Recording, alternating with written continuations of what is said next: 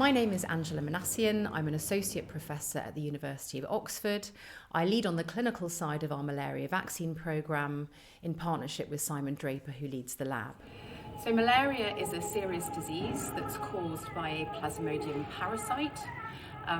This parasite infects a certain species of mosquito called Anopheles, and when the mosquito bites people, that's how they become infected. So malaria is a major cause of childhood deaths globally, and it affects children under the age of 5 most especially. These are the most vulnerable and account for more than 80% of all malaria deaths. Now you may be able to hear the whining high-pitched sound behind me, which is the sound of a mosquito. This is being played on a loop for a minute, but it's paused for 10 seconds. And this symbolises the fact that today a child dies of malaria once every minute.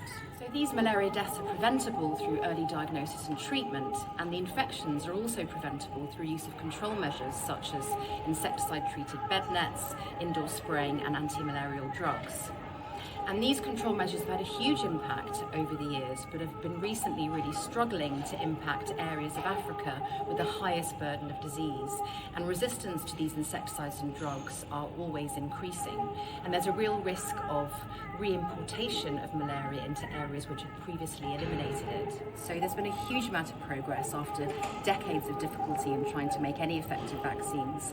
But since the last few years, we now have not one but 2 licensed vaccines against malaria.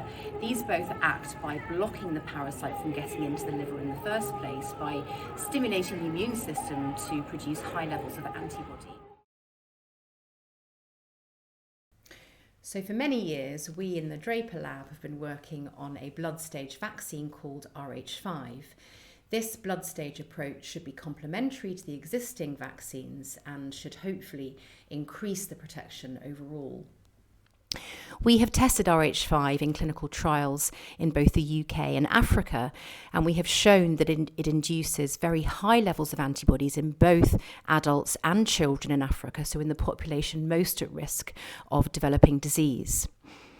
We have also most recently shown in an ongoing trial in Burkina Faso that RH5 is partially protective against clinical malaria in children over a 6-month period. And the hope is if we combine this with one of the existing liver stage vaccines that we could lead to higher levels of protection and perhaps also longer lasting protection. And given the World Health Organization target is for a vaccine with more than 90% efficacy, this is what we really need to aim for now. And the hope would be that such a combination vaccine could ultimately achieve this.